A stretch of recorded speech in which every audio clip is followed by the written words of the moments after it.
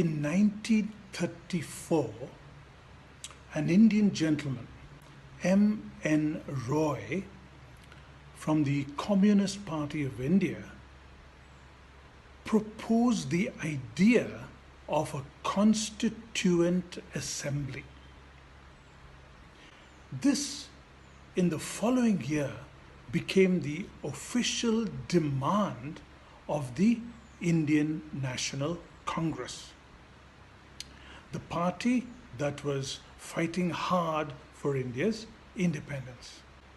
In 1939, 4 years later, C. Rajagopalachari, or Rajaji, as he was fondly known, voiced the demand for a Constituent Assembly, and that it should be based on adult franchise.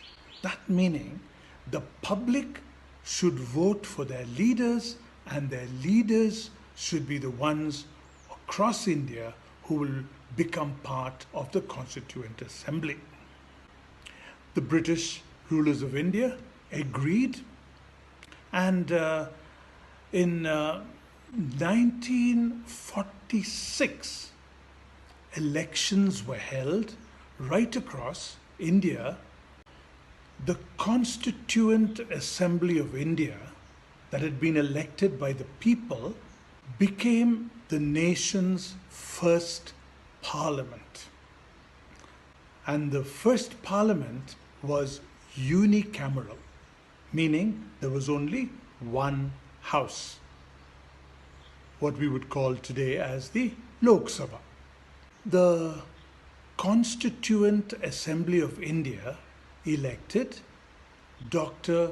Rajendra Prasad as the president, and the chairman of the drafting committee was Dr. B.R. Ambedkar. And at this point, let me tell you, Mr. Ambedkar came from the lower castes of India, but with grit and determination, and through all the troubles he had, he studied well, he learned things well, he always wanted to do things to the best of his ability and for the good of others. And that was recognized by all the other leaders who had come into being the Constituent Assembly of India.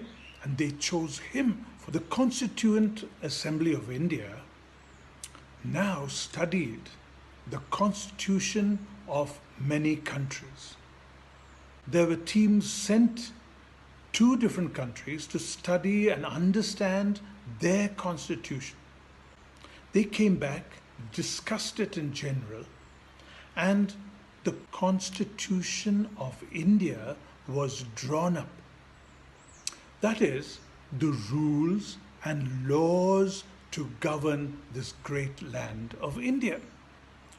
It spoke about the form of the government, the powers of the legislature, the executive, and the judiciary. It speaks about the limitations of the powers of the legislature, the executive, and the judiciary. And equally important, it talks about people's rights and people's duties.